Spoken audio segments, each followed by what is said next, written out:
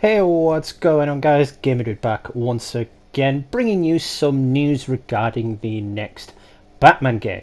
I will also do a video later on regarding the new Suicide Squad game as well that was revealed on Saturday at DC's whole showcase thingamajiggy. But yeah, anyway, if you are a fan of the Arkham series, whether it be Arkham Asylum through to Arkham Knight or just Arkham Origins, you'll be happy to know there is a brand new Gotham based game to play, but with a major twist. It does appear that in this new game, the Dark Knight himself will actually be dead in this timeline. Now, whether or not they're building up to something, because the game does feature the Court of Owls, so whether or not he's, I don't know, being kidnapped by the Court of Owls and turned into one of those Talon things, or if he's just with the League of Assassins, I don't know, because it does seem like it follows off the genre from the Arkham Origins game. It follows on from that. Maybe it's a couple of months or a couple of years after that. But I'm not too sure. They haven't really said if it's canon or anything. Maybe it's just a reboot featuring these new characters. But yeah, more on that in a little bit. So, WB Games Montreal, the studio behind Batman Arkham Origins, and DC have teased Batman Gotham Knights, which really doesn't make any sense because it's a Batman game without Batman. Let me know in the comments what you guys think about that, by the way. Anyway, they released the official trailer on Saturday. I will try and put a link in the description, but I don't know if I'm allowed to do that just yet, copyright and stuff, but we'll see. Anyway, during the DC fandom event this week, it begins with a voiceover announcing the surprise news that Bruce Wayne's body appears to have been found buried under rubble after an explosive disaster in Gotham City. Now, it's not the first time Bruce Wayne or the Caped Crusader have appeared to be dead. I mean, it's a poor example, but look at the Harley Quinn TV series. Joker took over Gotham, Batman went to stop him. Harley Quinn blew up the tower, presumably killing Batman and the Joker. But it turned out Batman was still alive. He was just badly hurt, and he was pretty much close to death. And, the people who found him found Bruce Wayne, because obviously all his costume had burned away. And the same applied for the Joker, but the Joker had just lost his memories and became a completely new person. But you get what I'm trying to say. There's been multiple times where the Bat and Bruce Wayne have supposedly died. I mean, even in Arkham Knight, we see at the end, after you activate the Nightfall Protocol, Bruce Wayne walking into his trademark mansion with Alfred, and then kaboom. But post-credit scene shows a scene rather similar to what happened to Bruce and his parents. There's muggers coming, the pearls get yanked off that woman's neck, and then this really dark, scarecrow-looking figure just drops down from the roof. Which really goes to show that Batman isn't dead, but Bruce Wayne is. In that scenario, the only way that people could still fear Batman was if Bruce Wayne was completely gone, if you know what I'm trying to say there. But anyway,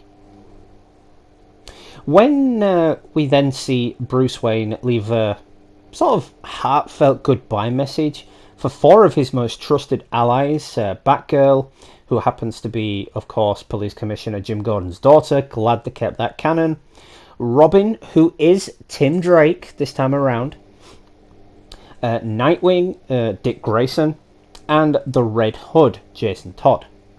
So it does appear that it takes place after the Killing Joke, because otherwise Jason Todd would be Robin. So it stands to reason, how the heffing frigging swear words is Barbara Gordon still Batgirl? They really don't give us enough information in that. Maybe there's tech in her suit that allows her to walk again, but we just don't know enough about it yet. You know, I'm guessing that the game's story will go into detail. Maybe in like the first mission you'll play as Batman, and you know Barbara will be Oracle, and then you know when they hear that message, it prompts Barbara to put on some kind of exosuit maybe that Bruce was working on for her to get back out in the field. I don't know yet, but it appears that it fills in a nice little gap between Arkham Origins and Arkham Asylum. Because at the point of Arkham Asylum, the Killing Joke had already happened. You know, Barbara was already Oracle. So there was a nice gap to fill, and this game should fill it nicely. So, continuing on, Bruce entrusts the Bat Family group with a huge responsibility of keeping the city safe, and grants them the use of the Belfry and all of its resources, because in the trailer he mentions that the Batcave was destroyed. But Alfred is still alive. So that kind of tells me that because the Batcave was destroyed, it stands to reason that the updraft of the explosion would have destroyed Wayne Manor as well. So was Alfred not inside? Was Alfred somewhere else? Was Alfred, like, with Bruce's potentially dying words, did he ask Alfred to come and help him and Alfred went out? We don't know yet. Once again, we'll probably find out more when the game releases through the main story, which I have a disappointing announcement regarding, actually, and I will go into detail on that in a little bit.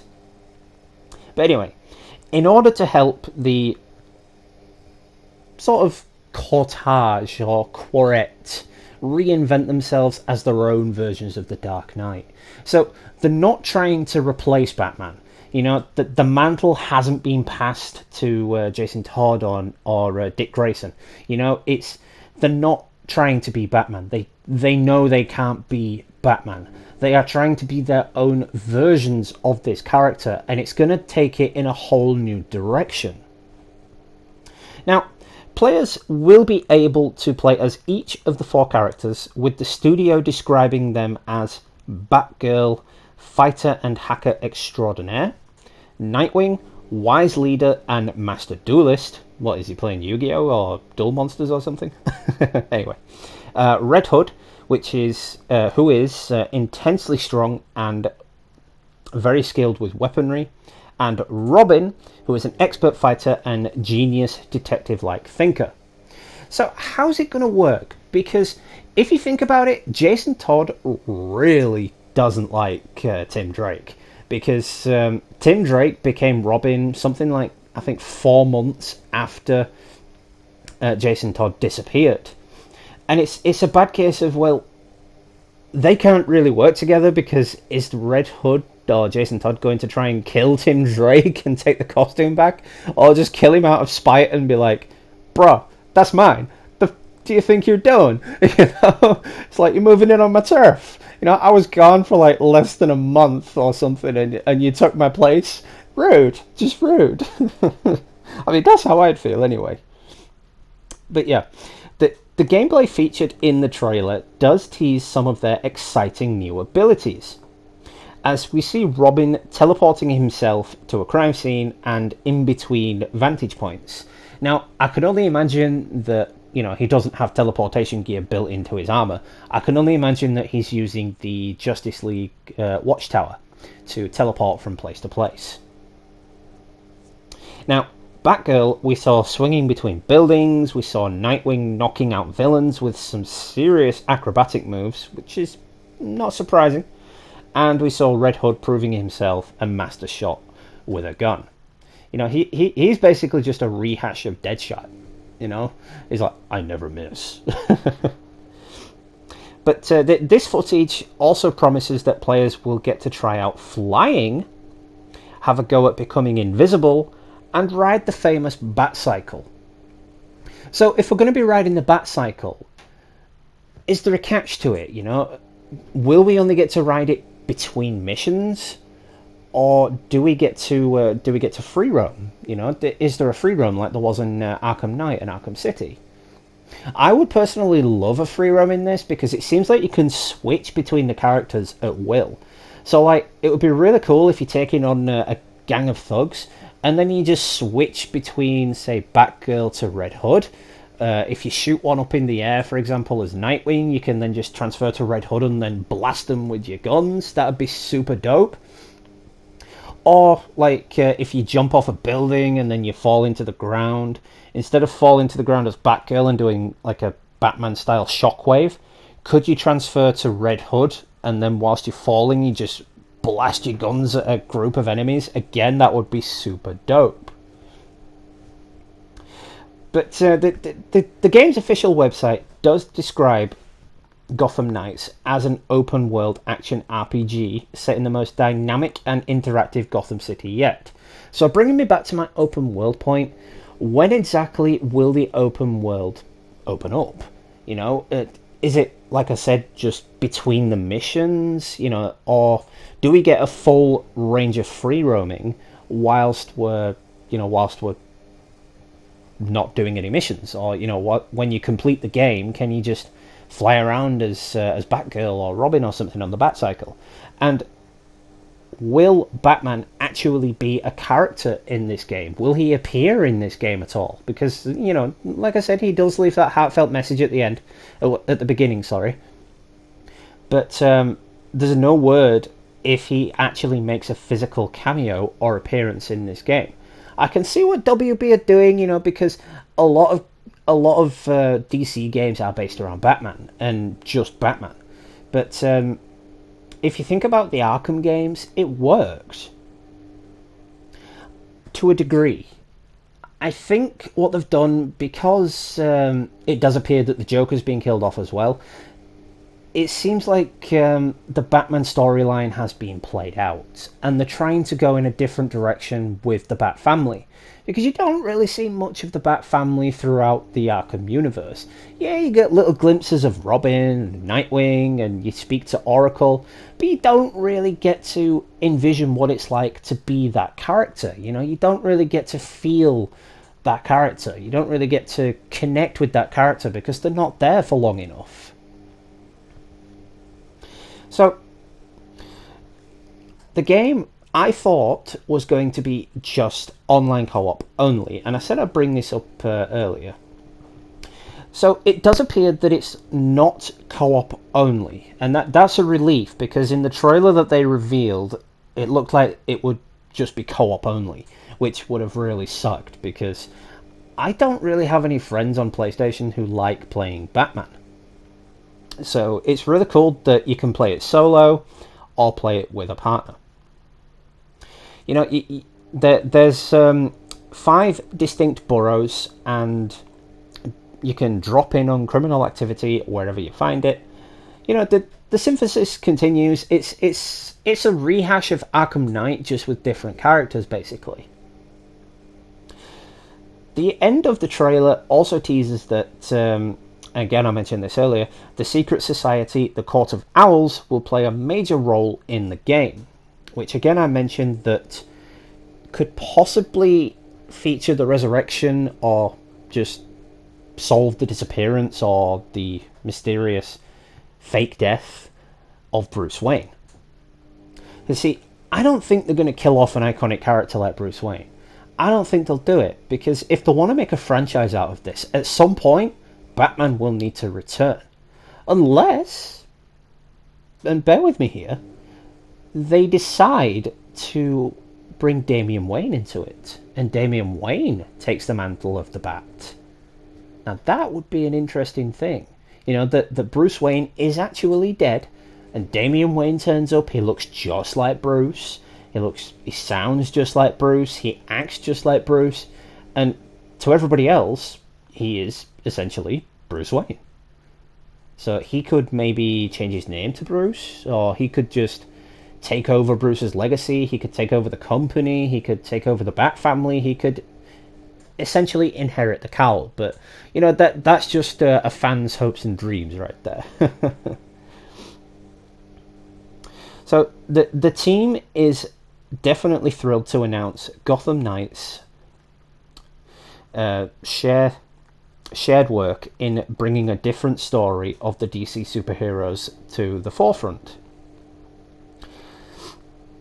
They've also said they're looking forward to fans playing and enjoying a lot of action as this new guard of strong DC superheroes in Batgirl, Nightwing, Red Hood and Robin, while solving an original mystery set against a living, breathing Gotham City.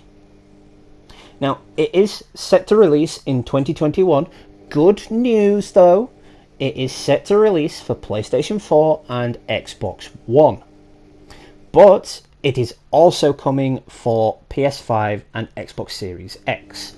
So for all you fans out there wondering if you're going to get a new Batman game, whichever console you have, unless it's before the PS4 of course, you are going to get a new Batman game.